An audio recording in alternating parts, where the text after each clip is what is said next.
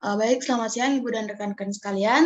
Terima kasih atas waktu dan kesempatan yang diberikan pada kelompok kami, yaitu kelompok 4, untuk mempresentasikan materi manajemen kualitas total terkait dengan fokus pada pelanggan.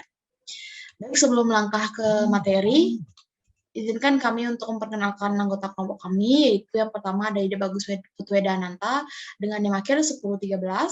Selanjutnya ada saya sendiri, Nikoman Satu Putri Agustina dengan NIM akhir 1015. Dan terakhir ada Putu Ari Handayani dengan NIM akhir 1028. Adapun topik pembahasan yang akan kami bawakan pada presentasi kali ini, yaitu yang pertama ada konsep mengenai pelanggan, yang kedua ada kepuasan pelanggan, yang ketiga ada kebutuhan pelanggan internal dan eksternal, yang keempat ada pembentukan fokus pada pelanggan, yang kelima ada konsep dan manfaat KFD, yang selanjutnya ada struktur dan proses KFD, dan yang terakhir ada implementasi KFD. Baik, untuk materi yang pertama yaitu terkait dengan konsep mengenai pelanggan. Jika menelisik berdasarkan pandangan tradisional, dalam pelanggan suatu perusahaan diartikan sebagai orang yang membeli dan menggunakan produknya. Pelanggan juga didefinisikan sebagai orang yang berinteraksi dengan perusahaan setelah proses menghasilkan produk. Sedangkan pihak-pihak yang berinteraksi dengan perusahaan sebelum tahap proses menghasilkan produk dipandang sebagai pemasok. Dalam TQM, pelanggan dan pemasok ada di dalam dan di luar organisasi. Pelanggan eksternal adalah orang yang membeli dan menggunakan produk perusahaan. Pemasok eksternal adalah orang di luar perusahaan yang menjual bahan mentah atau bahan baku, informasi atau jasa kepada organisasi atau perusahaan.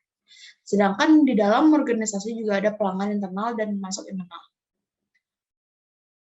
Konsep ketergantungan atau dependensi seperti ini penting dalam hubungan pemasok dan pelanggan. Materi yang kedua yaitu kepuasan pelanggan. Pada hakikatnya, tujuan bisnis adalah untuk menciptakan dan mempertahankan para pelanggannya, tentu saja. Dalam pendekatan TQM, kualitas ditentukan oleh pelanggan. Oleh karena itu, hanya dengan memahami proses dan pelanggan, maka organisasi dapat menyadari dan menghargai makna kualitas. Semua usaha manajemen dalam TQM diarahkan pada satu tujuan utama, yaitu menciptakan kepuasan kepada pelanggan. Adanya kepuasan pada pelanggan dapat memberikan beberapa manfaat, yaitu yang pertama, hubungan antara perusahaan dan para pelanggan menjadi harmonis. Yang kedua yaitu memberikan dasar yang baik bagi pembelian ulang. Yang ketiga dapat mendorong terciptanya loyalitas pelanggan. Yang keempat membentuk suatu rekomendasi dari mulut ke mulut yang menguntungkan bagi perusahaan. Yang kelima yaitu reputasi perusahaan menjadi baik di mata pelanggan. Dan yang terakhir adalah laba yang diperoleh tentu saja dapat meningkat. Kepuasan pada pelanggan ini terdapat beberapa definisi dari para pakar atau ahli. Ada dari Dye, itu dalam Sidan Wilton 1998 menyatakan bahwa kepuasan pelanggan adalah respon pelanggan terhadap evaluasi ketidaksesuaian dan yang dirasakan antara harapan sebelumnya dan kinerja aktual produk yang dirasakan setelah pemakaiannya. Beberapa pakar juga mendefinisikan terkait dengan kepuasan pelanggan seperti Wilkie, Angel, dan rekan-rekan. Ada juga Kotler yang mendefinisikan kepuasan pelanggan sebagai tingkat perasaan seorang setelah membandingkan kinerja atau hasil yang ia rasakan dibandingkan dengan harapannya. Nah, dari beberapa pengertian yang diutarakan atau didefinisikan oleh para pakar, dapat ditarik kesimpulan bahwa kepuasan pelanggan mencakup perbedaan antara harapan dan kinerja atau hasil yang dirasakan. Lalu, selanjutnya ada beberapa unsur yang penting di dalam kualitas yang ditetapkan oleh pelanggan. Yaitu yang pertama ada pelanggan haruslah merupakan prioritas utama organisasi. Kelangsungan hidup organisasi ini tentu saja tergantung terhadap pelanggannya. Lalu yang kedua, pelanggan yang dapat diandalkan adalah pelanggan yang membeli berkali-kali dari organisasi yang sama. Pelanggan yang puas dengan kualitas produk atau jasa yang dibeli dari suatu organisasi akan menjadi pelanggan yang dapat diandalkan. Oleh karena itu, kepuasan pelanggan sangatlah penting. Lalu yang terakhir yaitu kepuasan pelanggan dijamin dengan menghasilkan produk berkualitas tinggi. Tentu saja kepuasan berimplikasi pada perbaikan terus-menerus sehingga kualitas harus diperbaharui setiap saat agar pelanggan puas dan loyal terhadap perusahaan kita. Kunci membentuk fokus pada pelanggan adalah menempatkan karyawan untuk berhubungan dengan pelanggan dan memberdayakan mereka untuk mengambil tindakan yang membentuk fokus pada pelanggan yang diperlukan dalam rangka memuaskan para pelanggan. Jadi unsur yang paling penting dalam membentuk fokus pada pelanggan adalah interaksi antara karyawan dan pelanggan. Sementara itu, pemantauan dan pengukuran terhadap kepuasan pelanggan juga menjadi hal yang sangat esensial bagi setiap perusahaan atau organisasi TGM. Hal tersebut dapat memberikan umpan balik dan masukan bagi keperluan pengembangan dan implementasi strategi peningkatan kepuasan pelanggan di suatu perusahaan. Kepuasan pelanggan itu dapat diukur dengan beberapa metode, yaitu yang pertama sistem keluhan dan saran, di mana organisasi yang berpusat pelanggan atau customer center memberikan kesempatan kepada para pelanggan untuk menyampaikan saran dan keluhannya. Lalu metode yang kedua ada ghost shopping, yaitu salah satu cara untuk memperoleh gambaran mengenai kepuasan pelanggan adalah dengan memperkerjakan beberapa orang untuk berperan atau bersikap seperti pembeli potensial, kemudian melaporkan teman-temannya mengenai kekuatan dan kelemahan produk perusahaan dan pesaing berdasarkan pengalaman mereka dalam membeli produk-produk tersebut. Atau dapat dikatakan seperti pelanggan bayaran seperti itu. Lalu untuk metode yang ketiga yaitu lost customer analysis, yaitu perusahaan seagilianya menghubungi para pelanggan yang telah berhenti atau telah pindah, pemasok juga agar dapat memahami mengapa hal itu terjadi. Lalu yang terakhir yaitu survei kepuasan pelanggan. Nah, umumnya penelitian mengenai kepuasan pelanggan dilakukan menggunakan atau melalui survei itu, baik melalui pos, telepon, ataupun wawancara langsung dengan para pelanggan. Hal ini karena melalui survei perusahaan akan memperoleh tanggapan atau umpan balik baik secara langsung dari pelanggan dan juga memberikan tanda atau sinyal positif bahwa perusahaan menaruh perhatian terhadap para pelanggannya. Adapun metode survei kepuasan pelanggan dapat menggunakan pengukuran dengan berbagai cara, yaitu yang pertama yaitu directly report satisfaction, yaitu pengukuran dapat dilakukan secara langsung dengan pertanyaan seperti ungkapkan seberapa kepuasan saudara menggunakan produk kami atau dan sebagainya seperti itu. Nah, dengan ini dipaparkan juga dengan skala bisa sangat tidak puas, indifferent, puas, dan sangat puas. Gitu. Lalu untuk yang selanjutnya itu dengan derivative satisfaction, yaitu respon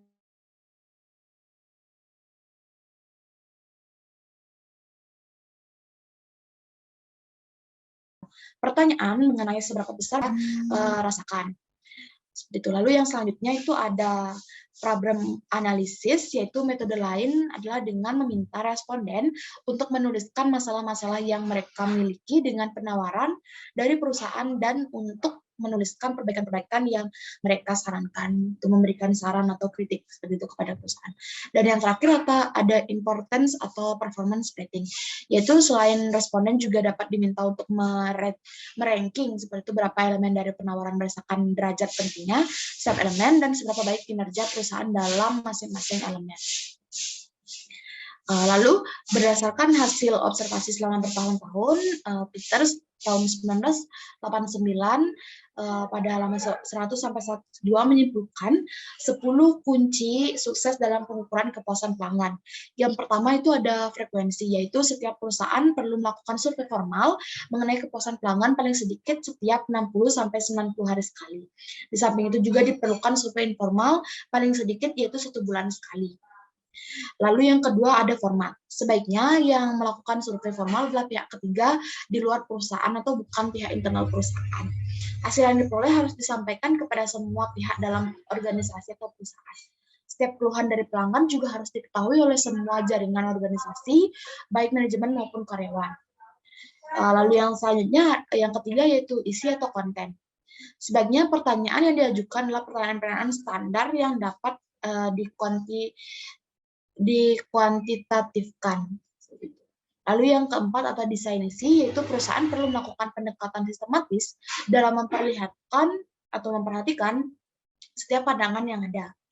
Tidak ada satupun ukuran atau instrumen survei yang paling baik untuk segala kondisi. Oleh karena itu, diperlukan pula koordinasi dan cross-checking terhadap beberapa ukuran yang ada. Lalu yang kelima itu ada melibatkan setiap orang. Fokus grup informal harus melibatkan semua fungsi dan level dalam organisasi. Dengan demikian, mereka yang mengunjungi pelanggan haruslah dari semua fungsi, semua level, yaitu dari karyawan frontline sampai manajemen puncak. Demikian pula halnya dengan pemasok, wholesaler, dan anggota saluran distribusi lainnya harus berpartisipasi baik secara formal maupun informal. Yang keenam yaitu ada mengukur kepuasan setiap orang. Perusahaan harus mengukur kepuasan semua pihak, baik pelanggan langsung maupun pelanggan tidak langsung, yaitu pemakai akhir dan setiap anggota saluran distribusi, seperti dealer, pengecer, wholesaler, franchise, dan lain-lain. Lalu yang ketujuh ada kombinasi berbagai ukuran, yaitu ukuran-ukuran yang digunakan harus dibatasi pada skor kuantitatif dengan gabungan terhadap ada beberapa individu, misalnya salesperson, karyawan bagian pelayanan, ada juga kelompok tim pengiriman, ada juga kelompok yaitu tim pengiriman atau pusat reservasi, dan fasilitas yaitu pabrik, berupa pabrik atau kantor operasi atau toko, dan juga divisi. Lalu yang kedelapan ada hubungan dengan kompensasi dan reward lainnya. Hasil pengukuran kepuasan pelanggan harus dikaitkan atau dihubungkan dengan sistem kompensasi dan reward lainnya. Misalnya dijadikan variabel utama dalam penentuan kompensasi insentif dalam penjualan. Lalu yang kesembilan ada penggunaan ukuran secara simbolik, itu ukuran kepuasan pelanggan yang digunakan perlu dipasang dan ditempatkan di setiap bagian organisasi. Dan yang terakhir adalah bentuk pengukuran lainnya, di mana setiap deskripsi kerja harus mencakup pula deskripsi kuantitatif mengenai hubungan karyawan yang bersangkutan dengan pelanggan, dan setiap evaluasi kinerja harus mencakup penilaian terhadap sejauh mana seorang karyawan memiliki customer orientation. Baik, sekian materi yang dapat saya sampaikan. Untuk materi selanjutnya akan disampaikan oleh rekan saya. Untuk waktu dan layar dipersilakan. Baik, terima kasih atas waktu yang telah diberikan. Jadi materi selanjutnya adalah kebutuhan pelanggan internal dan juga eksternal. Jadi di dalam pendekatan TQM ini, kebutuhan pelanggan diartikan sebagai bagian dari pengembangan produk. Jadi tujuan perusahaan yang menggunakan pendekatan ini tidak hanya untuk memenuhi tetapi juga melebihi harapan pelanggan. Oleh karena itu, perlu dipahami secara akurat kebutuhan dan keinginan pelanggan akan produk dan juga layanan perusahaan. Di dalam pendekatan TQM, kebutuhan pelanggan akan diidentifikasi dengan jelas sebagai bagian dari pengembangan produk. Next.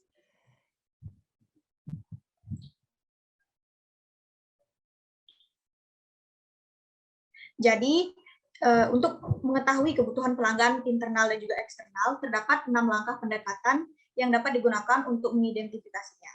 Yang pertama ada memperkirakan hasil, yang kedua mengembangkan rencana untuk mengumpulkan informasi, yang ketiga mengumpulkan informasi, yang keempat menganalisis hasil, yang kelima memeriksa validitas kesimpulan, dan yang terakhir mengambil tindakan.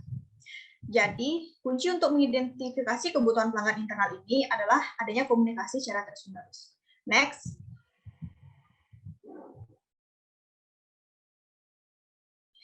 Adapun seperti yang saya jelaskan tadi, kunci dari mengidentifikasi adanya kebutuhan pelanggan internal ini, yang pertama adanya komunikasi terus-menerus antar karyawan yang saling terkait dan juga saling bergantung sebagai individu, antar departemen yang saling tergantung sebagai suatu unit, dan juga adanya komunikasi berkelanjutan dengan pelanggan eksternal yang sangat penting dalam pasar kompetitif. Jadi, dengan adanya komunikasi terus-menerus dan juga komunikasi berkelanjutan ini dapat dibantu dengan adanya gugus mutu atau quality cycles, self-management team, tim antar departemen, dan tim perbaikan yang dapat digunakan untuk mendorong dan mempermudahkan komunikasi. Next.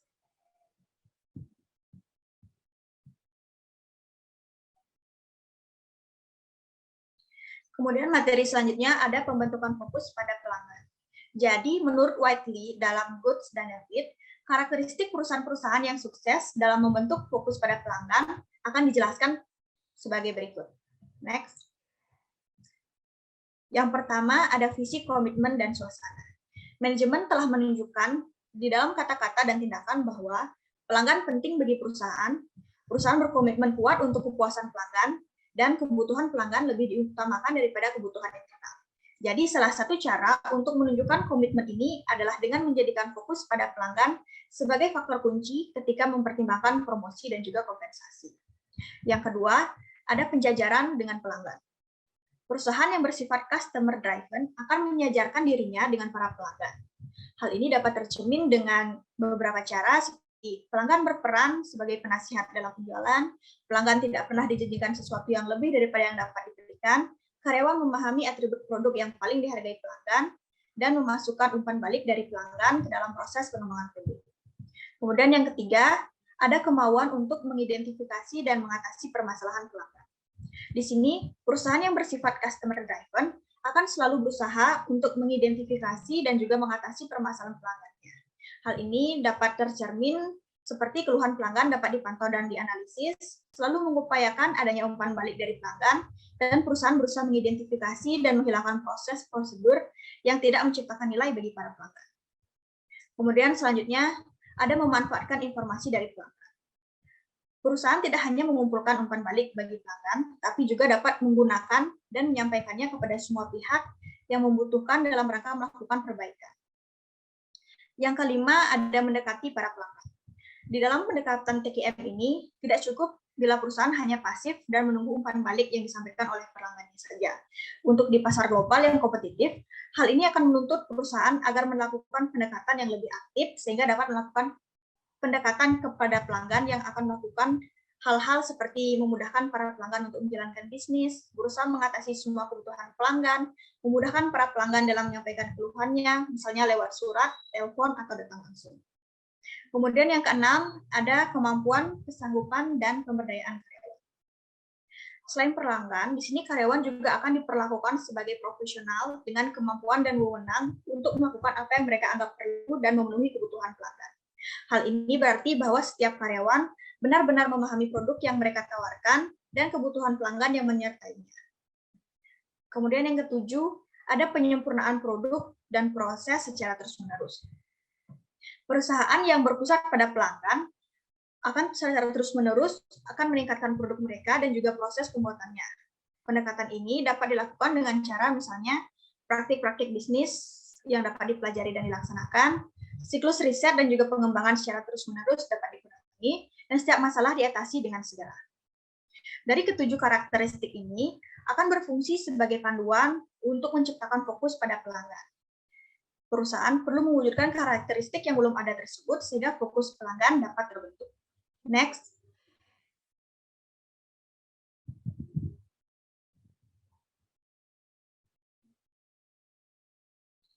Materi selanjutnya adalah konsep dan manfaat quality function deployment. Jadi sebelum kita memulai memproduksi produk, kita perlu mengetahui apakah produk tersebut dapat memenuhi kebutuhan dari pelanggan. Dari definisinya, konsep quality function ini dapat digunakan untuk memastikan bahwa produk yang memasuki produksi benar-benar memenuhi persyaratan pelanggan dengan menetapkan tingkat kualitas yang diperlukan untuk kepatuhan maksimum pada setiap tahap pengembangan produk. Next. Jadi, QFD ini pertama kali telah dikembangkan di Jepang pada tahun 1972 oleh Mitsubishi Kobe Shipyard yang kemudian diakuisisi oleh Toyota, yaitu Ford Motor Company dan Xerox yang membawa konsep tersebut ke Amerika Serikat pada tahun 1986. Nah, sejak dari saat itu, QFD kemudian telah diadopsi secara luas oleh perusahaan-perusahaan di negara Jepang, Amerika Serikat, dan juga Eropa. Next. Jadi dari definisinya ini, QFD adalah metode perancang proses sesuai dengan kebutuhan pelanggan. QFD akan menerjemahkan kebutuhan pelanggan ke dalam apa yang dihasilkan organisasi. QFD akan memungkinkan suatu organisasi untuk memprioritaskan kebutuhan pelanggan, menemukan jawaban inovatif untuk kebutuhan tersebut, dan meningkatkan proses untuk mencapai efektivitas yang maksimal. Jadi, QFD ini terdiri dari beberapa kegiatan-kegiatan sebagai berikut. Yang pertama, ada penjabaran persyaratan pelanggan atau kebutuhan akan kualitas. Yang kedua, ada penjabaran karakteristik kualitas yang dapat diukur. Yang ketiga, penentuan hubungan antara kebutuhan kualitas dan karakteristik. Yang keempat, penetapan nilai-nilai terhadap masing-masing karakteristik kualitas. Yang kelima, penyatuan karakteristik kualitas ke dalam produk. Dan yang keenam, perancangan produksi dan pengendalian kualitas produk. Jadi, untuk menerapkan KFD ini, dapat mengurangi waktu desain sebesar 40% dan mengurangi biaya desain sebesar 60% sambil mempertahankan dan juga meningkatkan kualitas desain. Next. Adapun beberapa keuntungan bagi perusahaan yang telah menerapkan KFD. Yang pertama, fokus pada pelanggan. Jadi organisasi TKM dapat mengetahui seberapa baik perusahaan dan pesaingnya untuk memenuhi kebutuhan pelanggan. Yang kedua, ada efisiensi waktu. Di sini KFD dapat mengurangi waktu pengembangan produk dengan berfokus pada kebutuhan pelanggan yang spesifik dan juga teridentifikasi dengan jelas.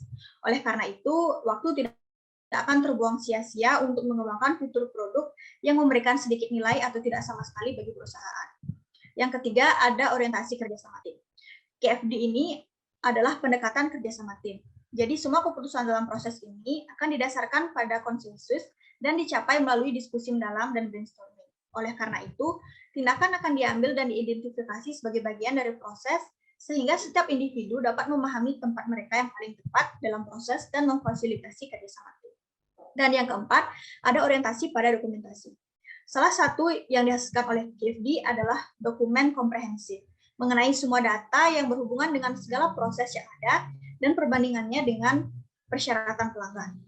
Dokumen ini akan mengubah secara konstan setiap kali ada informasi baru yang dipelajari dan informasi lama yang akan dibuang.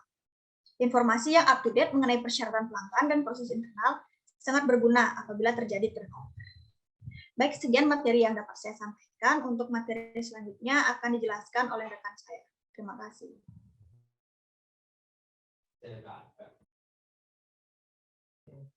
Baik, terima kasih atas waktunya. Untuk selanjutnya, ini materi struktur dan proses KFD. Next.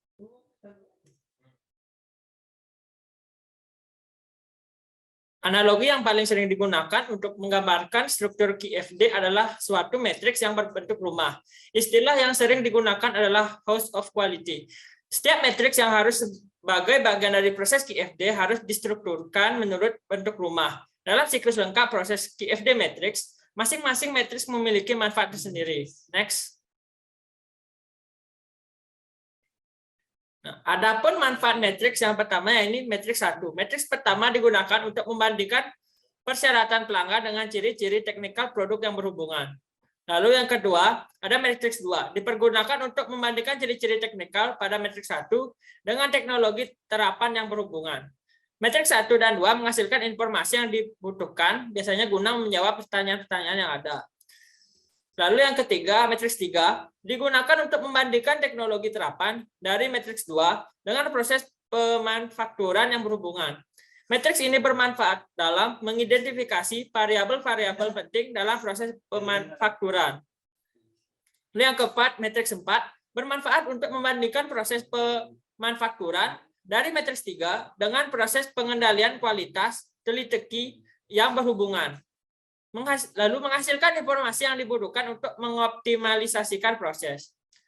Lalu yang kelima, ada matriks 5, dipergunakan untuk membandingkan proses pengendalian kualitas teli-teki dengan proses SPC yang berhubungan. Matriks ini memastikan bahwa parameter dan variabel proses yang tepat yang digunakan. Lalu yang keenam, ada matriks 6, digunakan untuk membandingkan parameter SPC atau Statistical Process Control dengan spesifikasi yang telah dikembangkan untuk produk akhir. Nah, pada matriks ini dilakukan penyesuaian untuk menjamin bahwa produk yang dihasilkan merupakan produk dibutuhkan pelanggan. Next.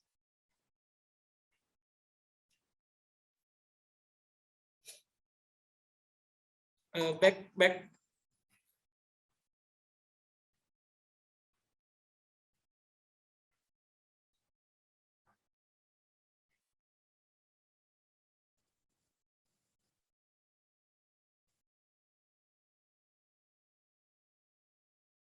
Untuk selanjutnya ini untuk next. Nah,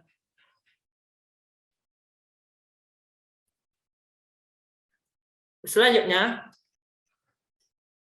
unsur yang paling penting dalam QFD adalah informasi dari pelanggan.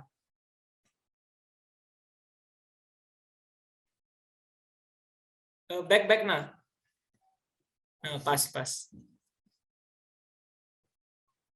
Nah, unsur yang paling penting dalam QFD adalah informasi dari pelanggan. Informasi dari pelanggan dapat dikelompokkan menjadi 2 kategori, yaitu umpan balik dan masukan. Yang pertama, untuk umpan balik biasanya diperoleh setelah fakta terjadi. Hal ini berarti bahwa setelah suatu produk dikembangkan, diproduksi, dan ditentukan harganya. Lalu yang kedua, ada masukan. Masukan diperoleh sebelum fakta terjadi. Dalam lingkungan pemanfakturan, hal ini berarti selama pengembangan produk, pengumpulan masukan dari pelanggan selama pengembangan produk memungkinkan perusahaan untuk membuat perubahan sebelum memproduksi, memasarkan, dan mengumpulkan masukan lebih bermanfaat daripada mengumpulkan umpan balik. Next. Mengumpulkan masukan, seperti yang dikatakan tadi, mengumpulkan masukan lebih bermanfaat daripada mengumpulkan umpan balik, tetapi baik masukan maupun umpan balik bernilai bagi perusahaan. Idealnya umpan balik seharusnya digunakan untuk melakukan verifikasi terhadap masukan. Nah, kedua tipe informasi tersebut dapat dikategorikan lebih lanjut menjadi beberapa karakteristik, yakni next.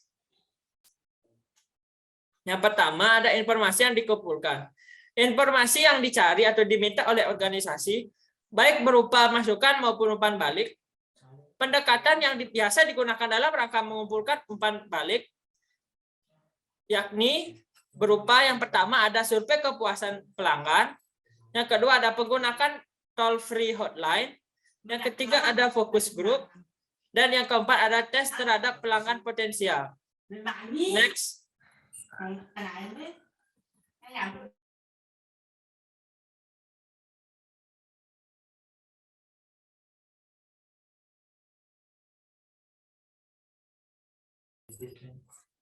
Lalu yang kedua ada informasi yang tidak dikumpulkan dengan sengaja. Informasi yang diperoleh organisasi tanpa mencari atau memintanya. Informasi ini sering diperoleh dalam bentuk keluhan. Nah, pelanggan menyampaikan keluhannya kepada tim penjualan, editor pengujian produk pada suatu produk baru, dan menulis artikel yang mengajukan kelemahan dari produk tersebut tanpa memandang asal informasinya. Lalu yang ketiga ada informasi kuantitatif. Informasi kuantitatif merupakan informasi yang dapat diukur atau dihitung, dan masukan dan umpan balik yang kuantitatif dapat membantu memperbaiki produk. Untuk yang keempat, ada informasi kualitatif. Informasi kualitatif bersifat subjektif dan tidak dapat diatur secara pasti. Informasi ini biasanya berbentuk pendapat dan preferensi. Dalam pengumpulan informasi ini umumnya digunakan berbagai jenis atau tipe pertanyaan. Next. Lalu yang kelima, ada informasi yang terstruktur. Informasi yang terstruktur adalah informasi yang diperoleh dari survei, pembentukan fokus grup, dan mekanisme lain dengan mengajukan pertanyaan-pertanyaan spesifik dalam kategori tertentu atau mengukur pendapat, kepuasan, atau preferensi pelanggan berdasarkan kriteria tertentu. Pendekatan yang terstruktur menjamin bahwa masukan dan umpan balik diperoleh sesuai dengan bidang tertentu yang menjadi perhatian organisasi. Lalu yang keenam ada informasi acak, yakni informasi yang tidak dikumpulkan biasanya bersifat acak. Nah, jangan mengabaikan umpan balik yang tidak dikumpulkan dengan sengaja. Nah, gunakanlah untuk membantu memperbaiki mekanisme yang digunakan untuk mengumpulkan informasi yang terstruktur. Next. Nah, selanjutnya ada beberapa alat yang biasa digunakan dalam melakukan proses QFD. Alat-alat tersebut mencakup alat-alat yang dipergunakan dalam penerapan TQM. Sementara itu, alat spesifik yang sering digunakan dalam QFD terdiri dari 4 macam, yaitu yang pertama ada diagram afinitas. Diagram afinitas merupakan suatu metode brainstorming yang digunakan untuk mendorong pemikiran yang kreatif. Lalu yang kedua ada interrelationship diagram. Diagram afinitas ini mengidentifikasikan isu dan ide yang berkaitan dengan sasaran atau masalah yang spesifik. Dalam diagram ini proses kreatif tercatat dengan baik. Interrelationship diagram digunakan untuk menjelaskan hubungan sebab akibat antara berbagai ide yang tercatat dalam diagram afinitas. Untuk selanjutnya ada tree diagram atau diagram pohon yang mengidentifikasikan isu-isu atau masalah-masalah dan interaksinya dan menggambarkan tugas-tugas yang perlu dilaksanakan agar dapat memecahkan masalah yang akan dihadapi. Lalu yang keempat ada diagram matriks. Diagram matriks merupakan alat QFD yang paling banyak digunakan. Diagram ini merupakan alat yang bermanfaat dalam mengidentifikasi yang menggambarkan secara grafis. Dan ada beberapa jenis diagram metrik yang paling sering digunakan adalah diagram metrik bentuk. Next.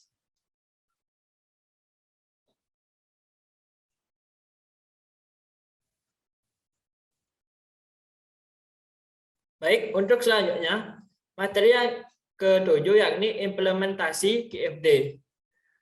Proses implement QFD harus sistematis. Next. Dalam implementasi tersebut ada 6 elemen yang biasa digunakan, yaitu yang pertama, membentuk tim proyek. Tim proyek dibentuk berdasarkan sifat proyek yang ditangani. Apakah tim tersebut akan menyempurnakan produk yang sudah ada atau mengembangkan produk yang baru? Nah, bila produk yang sudah ada akan disempurnakan, maka tim tersebut harus berdiri atas personil-personil dari Departemen Pemasaran, Perekayasaan, Kualitas, dan Pemanufakturan. Lalu yang kedua, ada menyusun prosedur pemantauan. Manajemen perlu memantau setiap kemajuan yang dicapai tim proyek. Agar pemantauan yang dilakukan dengan baik, maka diperlukan perencanaan dan pengembangan prosedur pemantauan. Biasanya ada 3 pertanyaan yang perlu dijawab dalam rangka melakukan hal tersebut. Yang ini yang pertama, apa yang akan dipantau, bagaimana cara memantaunya, dan beberapa kali frekuensi pemantauannya. Lalu yang ketiga, ada memilih proyek. Pada permulaan, lebih baik dimulai dengan proyek perbaikan atau penyempurnaan daripada proyek pengembangan produk baru. Bila tim QFD baru menangani produk baru, maka setiap anggota tim akan menghadapi terlalu banyak hal yang baru, yaitu mengenai QFD itu sendiri, informasi dari pelanggan, serta informasi mengenai produk yang akan dikembangkan. Lalu yang keempat, ada menyelenggarakan pertemuan untuk memulai QFD. Dalam pertemuan resmi, tim ada beberapa hal yang perlu dikerjakan, yaitu pertama, mengupayakan agar semua peserta memahami misi tim proyek tersebut. Lalu yang kedua, mengupayakan agar semua peserta memahami peranannya masing-masing dan peranan rekan-rekannya. Dan yang ketiga, ada menyusun parameter-parameter, yakni lamanya, waktu, dan frekuensi pertemuan. Lalu yang kelima, ada melatih tim. Semua anggota tim perlu diberi pelatihan atas asas-asas atau fundamental QFD. Anggota tim perlu mempelajari cara menggunakan berbagai alat kualitas dan alat-alat spesifik seperti diagram afinitas, interrelationship diagram, tree diagram, dan diagram matriks. Lalu yang keenam, ada mengembangkan matriks-matriks. Bila anggota tim telah memahami QFD, alat-alat QFD, dan format-format suatu matriks QFD, maka proses pengembangan matriks-matriks dapat dimulai. Siklus proses QFD yang lengkap terdiri dari matriks yang masing-masing terstruktur berdasarkan spesifikasi. Matriks pertama membandingkan persyaratan pelanggan dengan ciri-ciri technical products. Lalu matriks kedua membandingkan ciri-ciri teknikal dan teknologi terapan.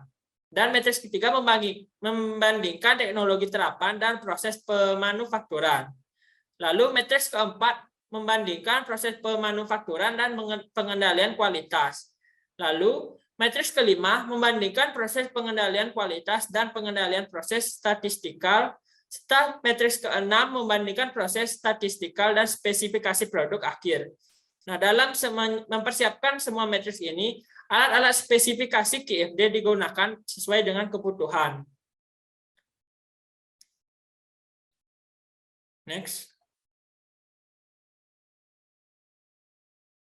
Sekian materi dari saya, waktu saya berikan untuk moderator. Baik, sekian pemaparan materi dari kami, yaitu kelompok 4 terkait dengan materi fokus pada pelanggan. Apabila ada penyampaian yang kurang berkenan, baik disengaja maupun tidak disengaja, kami dari kelompok 4 mohon maaf. Untuk itu, kami tutup dengan selamat siang dan terima kasih.